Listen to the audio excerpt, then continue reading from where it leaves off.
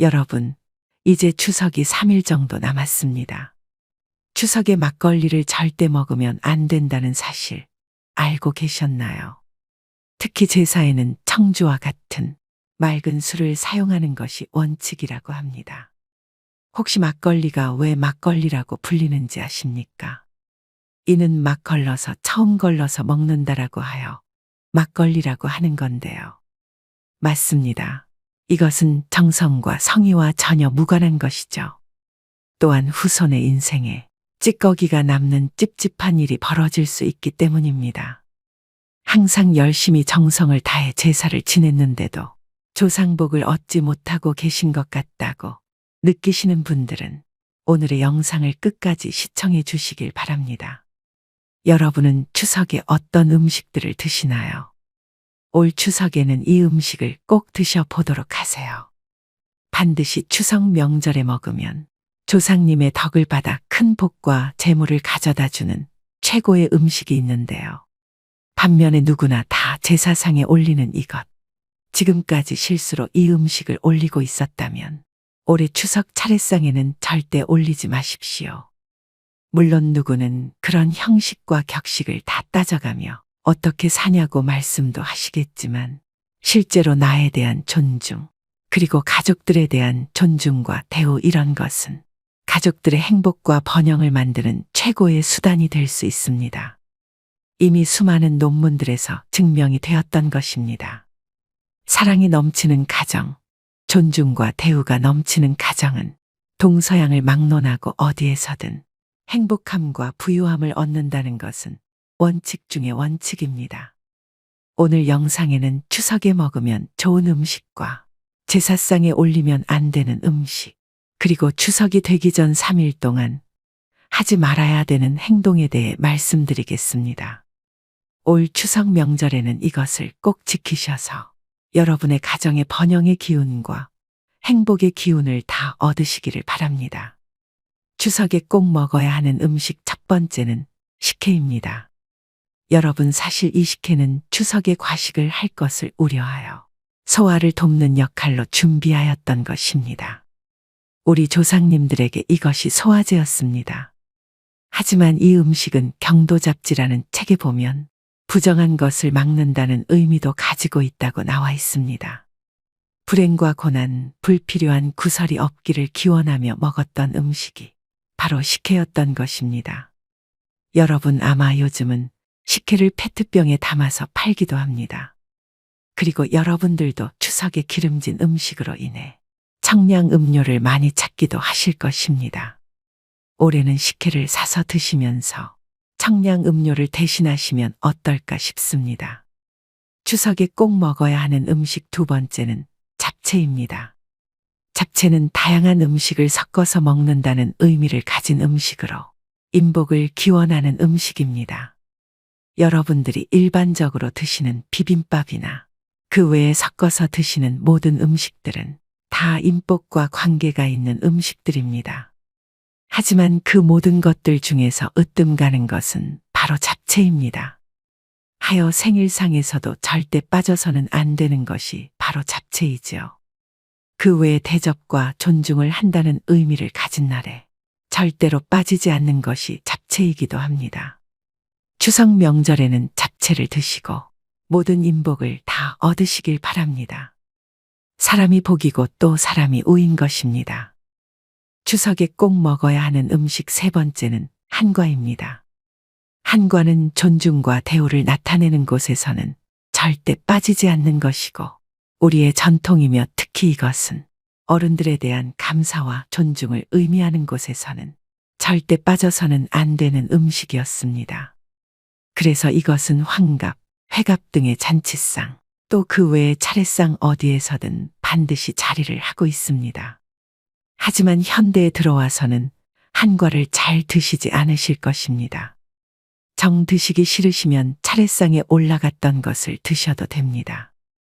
대신 여러분 꼭 드십시오. 그리고 혹 부모님이 살아계신 분들은 가능한 따로 한과를 마련하셔서 이것을 꼭 그분들께 선물로 드리세요. 그것은 그동안 나를 낳고 키우시기 위해 고생하셨던 분들에 대한 감사와 존중을 나타내는 그런 의미를 가진 것이니 꼭 잊지 마시길 부탁드립니다. 추석에 꼭 먹어야 하는 음식 네 번째는 갈비찜입니다.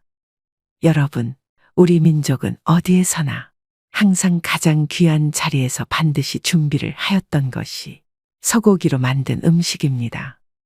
그중 갈비찜은 최고의 대우를 말하고 또 부를 상징하는 대표적인 음식입니다. 우리 가족 모두 어디에서나 최고의 대우를 받고 또 부유한 삶을 살자는 의미로 추석에 꼭 먹었던 음식이 바로 갈비찜인 것입니다. 여러분, 특히 이 음식은 우리가 먹는 모든 음식 중에 부와 유일하게 관계가 있는 음식이고 올해는 또 돈을 말하는 해라. 여러분들 모두 꼭 드셨으면 하는 음식입니다. 저희 가족도 매번 추석 명절 때마다 이런 의미 때문에 갈비찜을 만들어서 같이 먹곤 합니다. 물론 대가족인 경우 이것이 참 번거롭고 또 비용적인 측면에서 어려우실 수도 있을 것입니다. 여러분, 굳이 비싼 한우가 아니어도 되니 조금이라도 드시는 것이 어떠실까 싶습니다. 추석에 갈비찜 꼭 드시고 모든 재물복 가득 얻으십시오. 추석에 꼭 먹어야 하는 음식 다섯 번째는 전입니다. 여러분, 기름에 튀긴 음식은 과거 우리 민족에게는 대접한다는 의미를 가진 음식이었습니다. 하여 중요한 손님, 귀한 손님이 오면 항상 솥뚜껑에 전을 튀겨 요리를 하였던 것이 우리 민족의 풍습이었습니다. 조상에 대한 존중과 대우를 의미한다는 것이고 이 음식을 우리가 먹는 것은 항상 존중과 대우를 받는 삶을 살아가기를 기원한다는 의미로 그러했던 것입니다. 물론 많은 분들이 차례상에 올렸던 전을 드실 테지만 전이 드시기 싫더라도 꼭 드셔서 복된 삶을 살아가시기를 바랍니다. 추석에 차례를 지내시는 분들은 조상님의 은덕을 추모하고 저 세상에서나마 이 세상에 사는 자손들을 지켜달라는 기원을 바치실 텐데요. 그 조상이 여러분에게 복을 주는 것, 그것이 바로 제사상을 바르게 차리는 것으로부터 시작을 한다는 것입니다. 아무리 좋은 음식이라도 제사상에 절대 올리지 말아야 하는 그런 음식이 있습니다. 제사상에 절대 올리면 안 되는 음식 첫 번째는 끝자에 치자가 들어가는 생선입니다. 바닥고기 중에서 치자로 끝나는 고기와 어짜나 기자로 끝나는 고기가 있습니다. 치자로 끝나는 멸치와 꽁치, 갈치 등은 하급어종으로 분류가 되기 때문에 제사상에는 조상님에 대한 예로 최상의 음식을 대접해야 하기에 쓰이지 않습니다. 그 이유는 대량으로 몰려다니는 생선을 가장 흔하고 천한 생선이라고 여겼기 때문입니다. 또 치자로 끝나는 생선은 가치가 없는 것이라고 하여 이것을 상에 올리면 형제와 가족 간의 불화를 초래할 수 있다고 하는데요. 반면 어와 기자로 끝나는 흰살 생선인 숭어, 민어, 조기 등은 고급 어종으로 여겨 제사상에 주로 사용됩니다. 또 장어나 가물치처럼 비늘이 없는 어종도 부정하다고 여겨 삼가합니다. 이처럼 과거에는 끝자가 어나 기와 같은 생선 중에 비늘이 있고 또 대량으로 잡히지 않는 생선을 최고급으로 여겨 이 생선들을 제사상에 올림으로써 조상을 대우하고 있고 그리워하고 있다는 것을 알려드리려고 했다고 합니다. 제사상에 절대 올리면 안 되는 음식 두 번째는 복숭아입니다. 여러분, 이 복숭아는 귀신을 쫓는 과일입니다. 그래서 무당이 굿을 할 때나 귀신 들린 사람을 위하여 푸닥거리를 할 때에는 복숭아 나무 가지를 사용하곤 했다고 합니다. 봄에 복숭아 나무가 가장 먼저 양기를 최대치로 머금고 가지를 뻗기 때문에 동쪽으로 뻗은 복숭아 가지만 사용했다고 하는데요. 동쪽으로 뻗은 가지를 쓰는 이유는 태양은 동쪽에서 들기 때문에 가장 먼저 태양이 품고 있는 양기를 흡수하여 간직하기 때문입니다. 그래서 복숭아가 상에 올려지면 조상의 혼이 못 온다는 말이 있습니다. 또 털 달린 것은 부정하다고 해서 최고로 좋은 것만 올리는 귀한 상에 합급으로 여겨지는 복숭아를 제사상에 놓지 않는다고 합니다. 생전에 고인이 아무리 복숭아를 좋아하셨다고 하더라도 절대 제사상에는 복숭아를 올리시면 안 된다는 것을 기억하셔야 됩니다. 제사상에 절대 올리면 안 되는 음식 세 번째는 마늘이나 고추, 파입니다. 여러분 유교나 불교, 도교 등 동양의 신앙에서는 이 마늘을 음욕을 대표하는 것으로 생각을 합니다. 우리의 단군 신화에서도 마늘은 고물사람으로 변화시킬 수도 있는 강력한 약초로 여겨져 왔는데 이는 대표적인 양기의 상징입니다. 그리고 현재도 이 마늘을 먹으면 정력이 강해진다라는 이야기가 있으며 이것 때문에 마늘을 드시는 분들도 많이 계실 텐데요. 이렇게 강한 양기를 품은 음식을 제사 음식에 넣게 되면 음기를 가진 영은 다가올 수가 없게 됩니다. 조상님이 감흥을 하지 않는다는 얘기입니다. 한마디로 여러분의 조상님들을 쫓아버리는 음식이 된다는 것이죠. 고추 역시 마찬가지입니다. 태양초라고도 하며 장례식장에서도 귀신이 다가오지 못하도록 하기 위해서 고춧가루를 듬뿍 풀은 육개장을 먹기도 하는 것입니다. 여러분, 예로부터 추석이 되기 전 3일 동안은 절대 이 행동은 해서는 안 된다고 말을 하였습니다.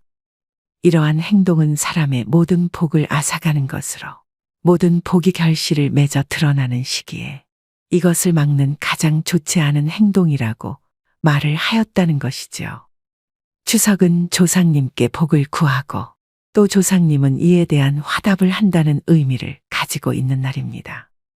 여러분, 이것은 하나의 의식이고 예식인 것입니다. 하여 이 기간 동안 이것만은 절대로 하지 말아야 하는 것이고 또 이것을 명절 전 금기 사항이라고 말을 하였던 것입니다. 추석 3일 전 꼭 피해야 되는 행동 6가지에 대해 말씀드리겠습니다. 첫 번째로 여러분 명절 전에는 다툼을 피하고 화를 피하라고 하였습니다.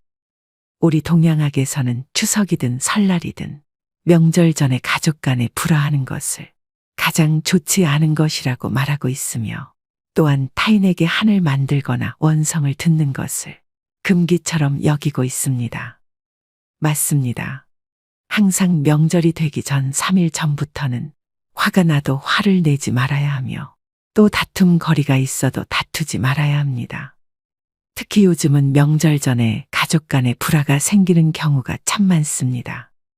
서로 간의 생활 방식이 달라서 그러하기도 하지만 사실 이는 서로를 이해해 주지 못하는 자신의 잘남을 뽐내고 싶어 하고 자랑하고 싶어 하는 것에서부터 오는 경우가 참 많습니다.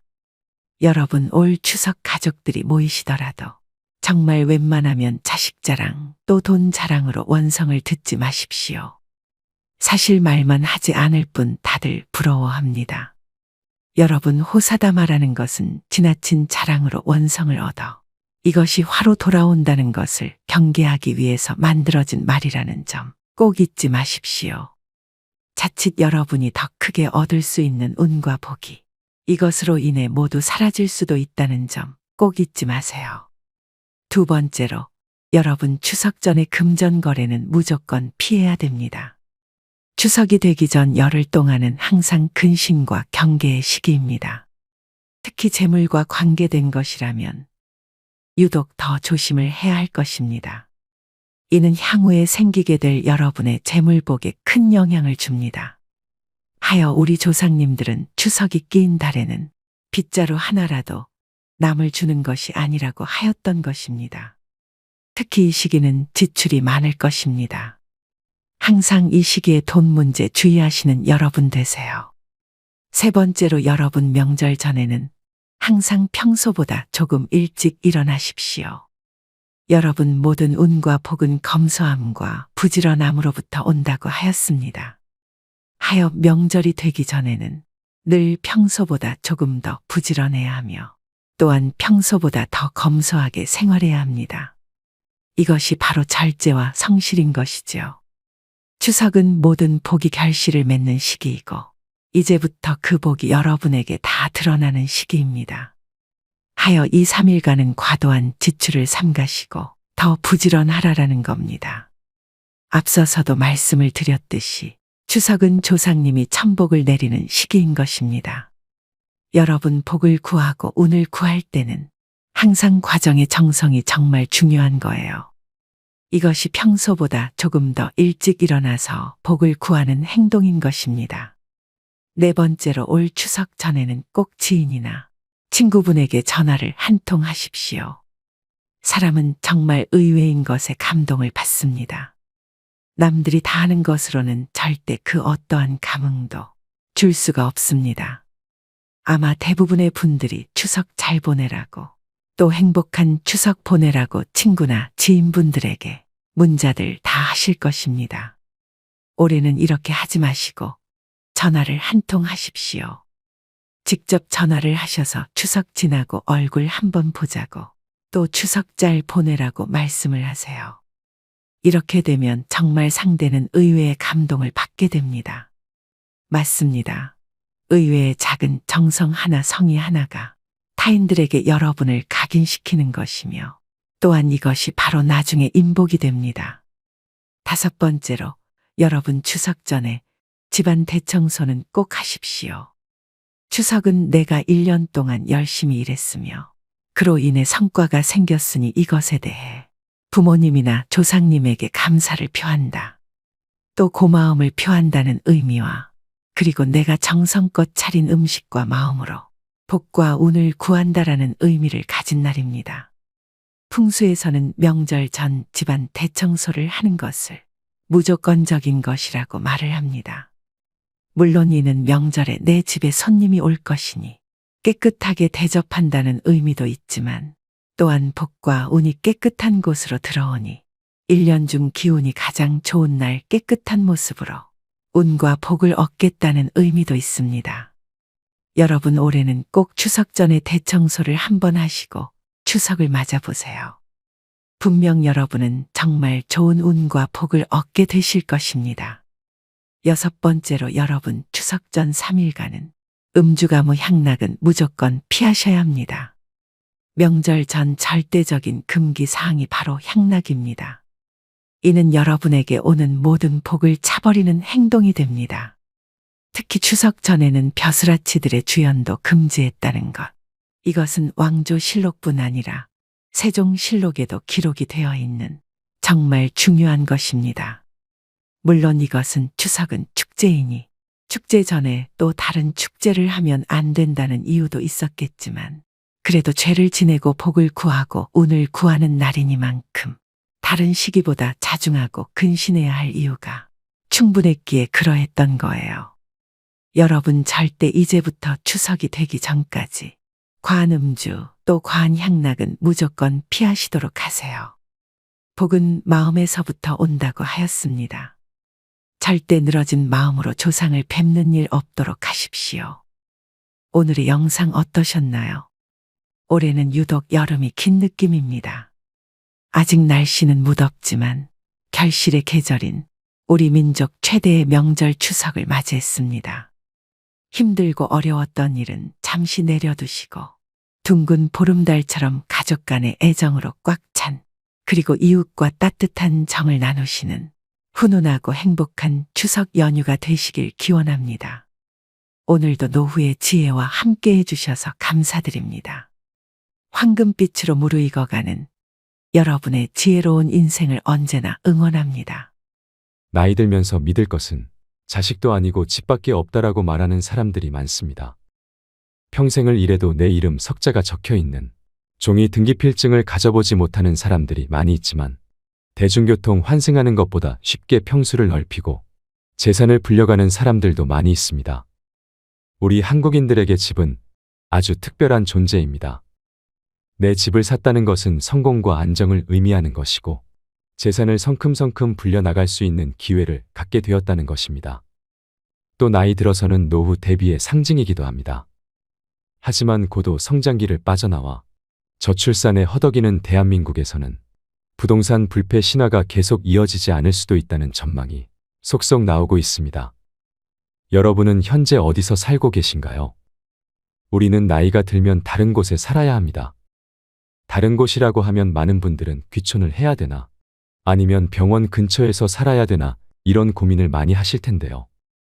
대한민국 시니어들은 은퇴 이후 어디에서 사는 것을 희망할까요? 한 조사에 따르면 50에서 65세 중장년 2,000명에게 노후의 주거지에 대해 물었더니 지금 집에서 계속 살겠다와 다른 집으로 이사하겠다는 응답이 반반이었습니다.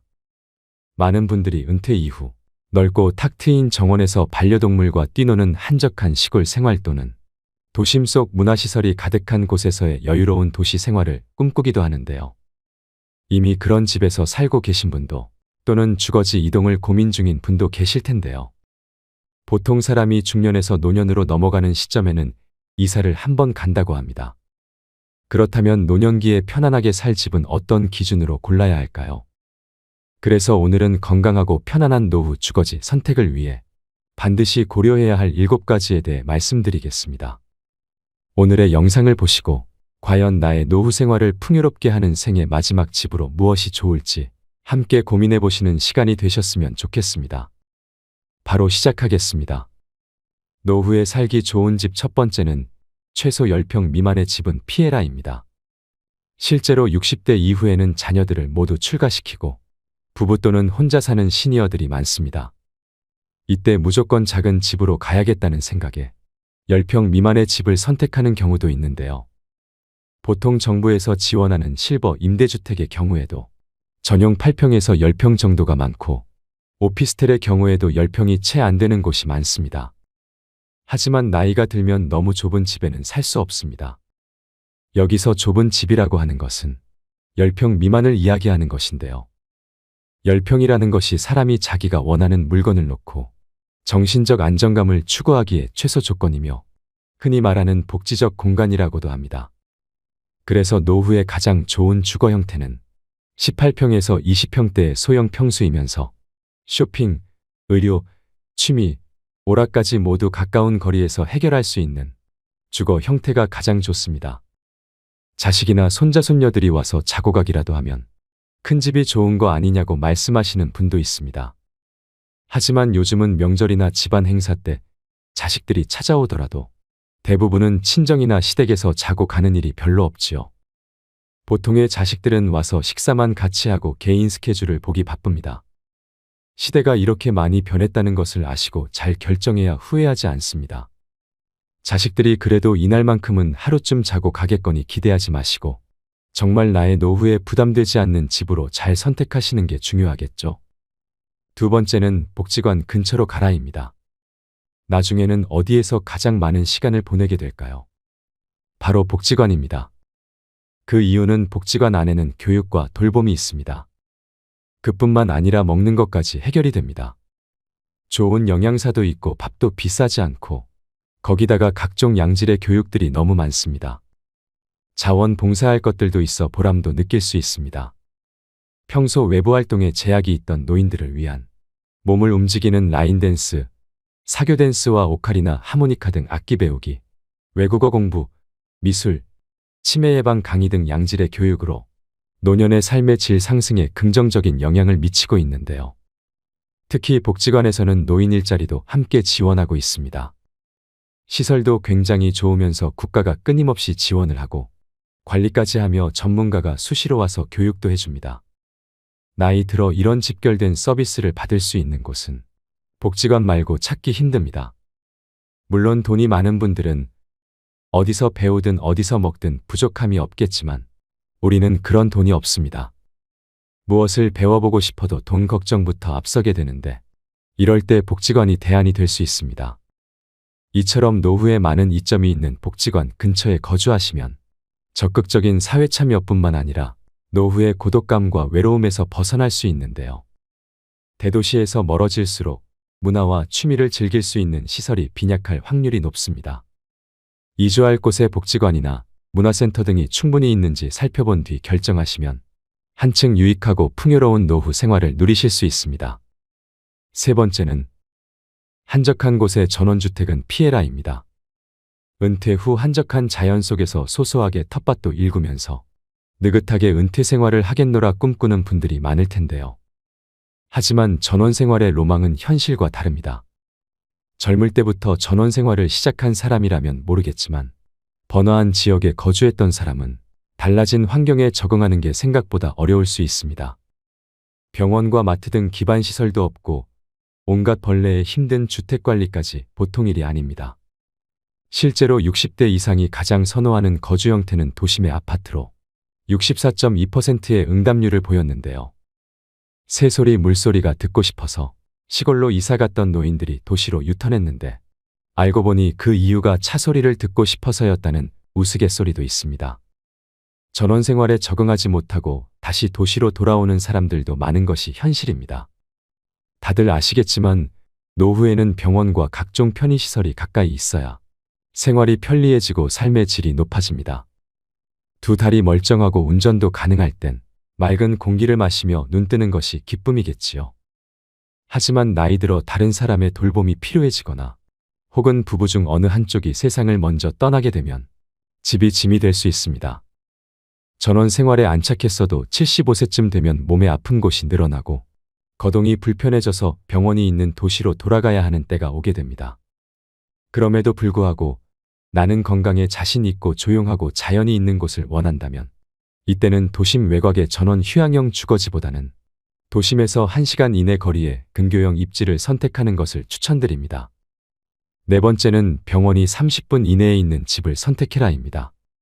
가까우면 가까울수록 좋은 것이 병원이지만 제가 특히 30분을 강조하는 이유는 우리가 기초 의료 서비스에 접근하기 위한 최단 시간이 30분이기 때문인데요. 정말 위급한 상황을 제외하고는 30분 이내에 병원에 갈 수 있으면 됩니다.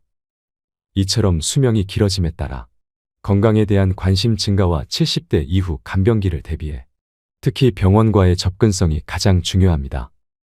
실제로 통계청에서 발표한 바에 따르면 60대 이상이 노후 거주지를 옮길 때 가장 중요하게 생각하는 것으로 의료시설이 가장 선호도가 높다고 합니다.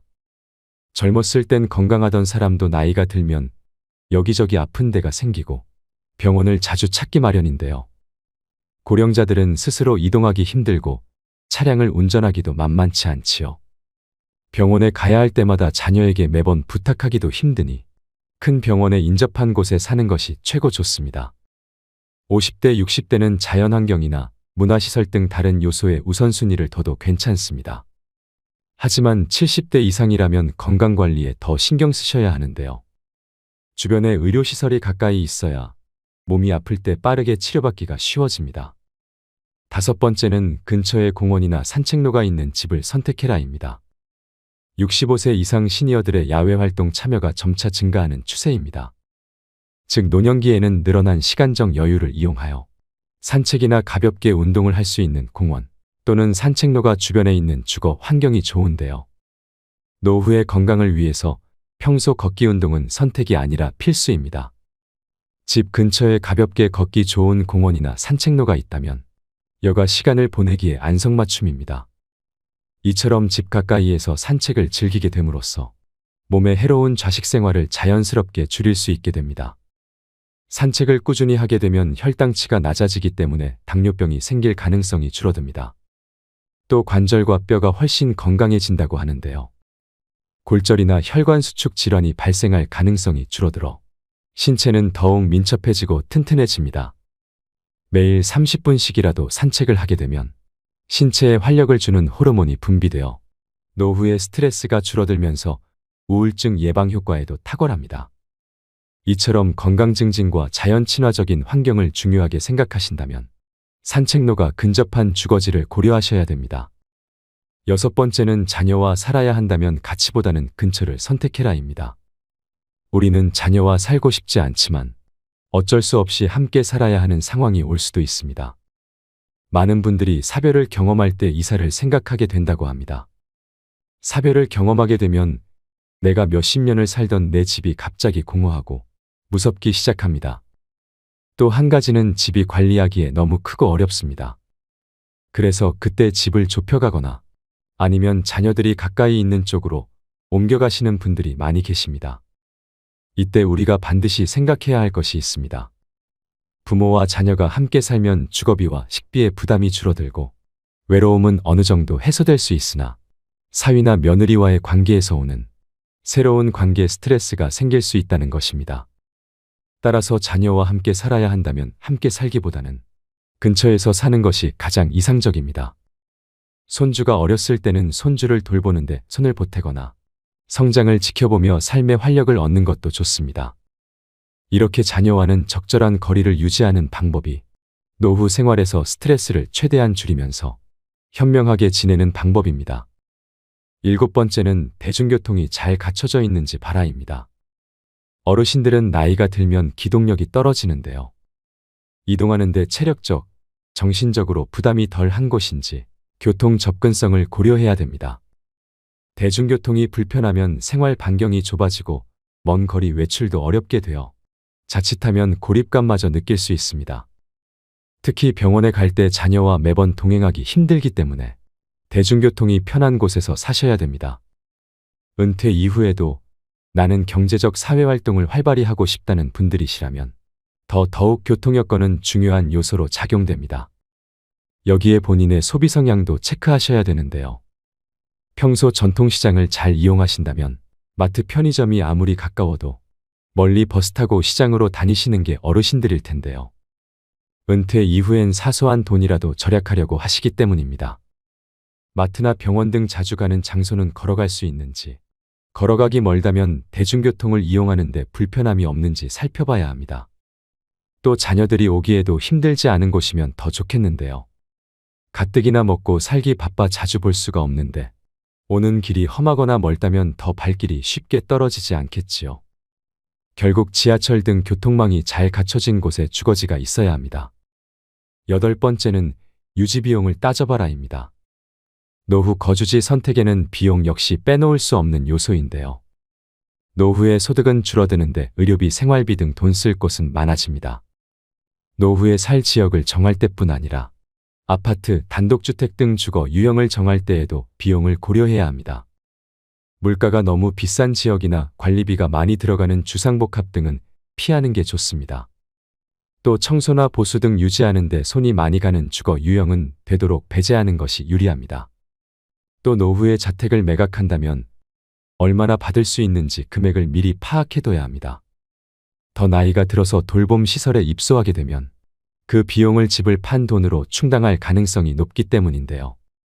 내 자식을 키우기 좋았던 크고 널찍한 그 집을 금매로 팔지 않기 위해서라도 미리 노후용 집으로 이사해두길 권해드립니다. 비용적인 문제로 발생하는 또 다른 대안은 공공임대주택 입주인데요. 재산이 집에 다 몰려있는 시니어의 경우에는 노후 생활비 마련에 큰 어려움을 겪을 수 있기 때문에 목돈을 집에 묶어두는 것보다는 공공임대주택에 들어가셔서 사는 것이 더 지혜로운 선택일 수도 있습니다. 오늘은 현명한 노후 주거지 선택을 위한 조건 8가지에 대해 알려드렸습니다. 초고령 사회인 일본이 고독사로 골머리를 앓고 있지만 한 아파트 단지는 지난 12년 동안 고독사가 한 건도 발생하지 않아서 대안으로 주목받고 있습니다. 4천여 명이 거주하고 있는 이 조그만 아파트 단지에는 꽃꽂이, 서예 등 주민 스스로 만든 소모임이 180여 개에 이르고 그래서 이 아파트 단지에는 1년 내내 각종 행사가 끊이질 않습니다. 아파트 관리도 주민 스스로 맡아서 하는데 이는 거주하는 노년층의 수입이 되기도 합니다. 또 단지는 인적 네트워크를 촘촘히 구성해서 서로의 일상을 챙겨줍니다. 이 사례로 얻을 수 있는 교훈은 어쩌면 나이 들어서는 주변 사람들과 교류하며 서로를 챙겨줄 수 있는 곳에 살아야 한다는 것입니다. 덩그러니 한적한 전원주택은 더욱 신중해야 할 일입니다. 그럼에도 불구하고 한적한 전원 생활을 꼭 해보고 싶으시다면 전원주택을 짓거나 구매하지 마시고 월세 내며 먼저 살아보시기를 추천드립니다.